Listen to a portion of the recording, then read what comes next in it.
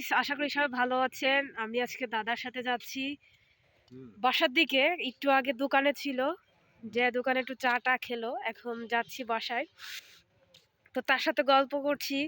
আজ থেকে প্রায় কি বলবো 65 বছরের আগের কথা।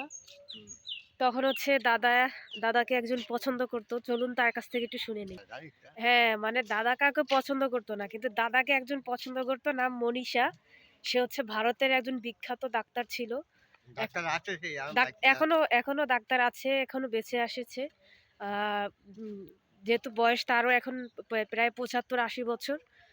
আমি মাত্রই শুনলাম দাদার কাছ থেকে একটা গল্প। চলুন আরো কিছু গল্প শোনা যায়। কোথায় বাড়ি? গোগে নন্নে। ও, চুকনাগর নন্নে বাড়ি। যদি পূজা আসে তাহলে দেখা হবে তোমার সাথে।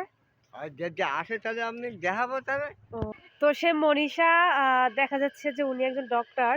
উনি পূজায় বাড়ি আসবে ইন্ডিয়া থেকে। তো দাদা তাকে বলবে, আমি তো অসুস্থ, তুই দেখ আমার সুস্থ করতে পারিস কিনা, একটু চেষ্টা কর, তোর যা টাকা পয়সা লাগে সব দিব। এটা সে বলেছে। তারপরে দেখি আর কি বলে।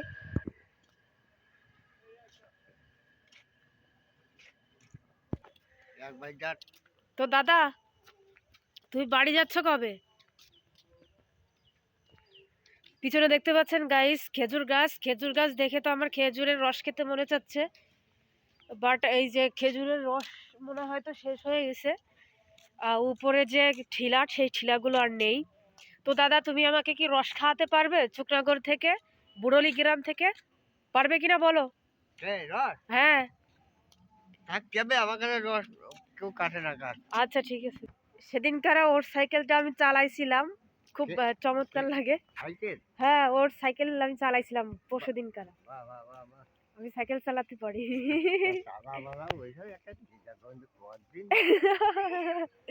তো আমার দাদা সব দিকে তেমন সাপোর্ট করে। সাইকেল চালানো শেখা, তারপরে মোটর সাইকেল, তারপরে প্রাইভেট কার, সব দিকে তো সে সাপোর্ট করে। সে একজন বুদ্ধিমান লোক এবং সে শিক্ষিত লোক। বুঝতেই পারছেন, 80 বছর বয়স তার। এখনো তার এত পরিমাণে ব্রেন যে যে কোনো বিসিএস ক্যাডার বা উচ্চ শিক্ষিত চালাক মানুষও তার কাছে ফেল খেয়ে যাবে। সে একজন যুক্তিবাদী মানুষ। তারপরে হচ্ছে শিক্ষিত মানুষ, বুঝতেই পারছেন। ব্যাংকে চাকরি করতো এবং বিভিন্ন সরকারি অধিদপ্তরে তিনি একজন কর্মকর্তা ছিলেন। তো ওই যে দেখুন পিছনে এখন হাঁটতেছে, চা খেতে গেছিলাম বলছি তো আপনাদের। তো দাদা, তোমার মাথার চুলগুলো যদি আমি কালো করে দিই কলপ দিয়ে, করবা? তখন মানুষ তোমার মনে করবে এই তো জুয়ান, বয়স মনে 40। কেন করবা না কেন? হ্যাঁ।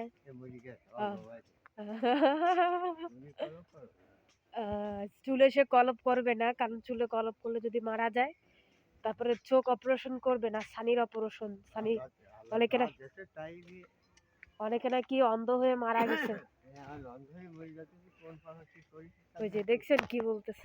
নবালি, সোজা হয়ে হাঁটো।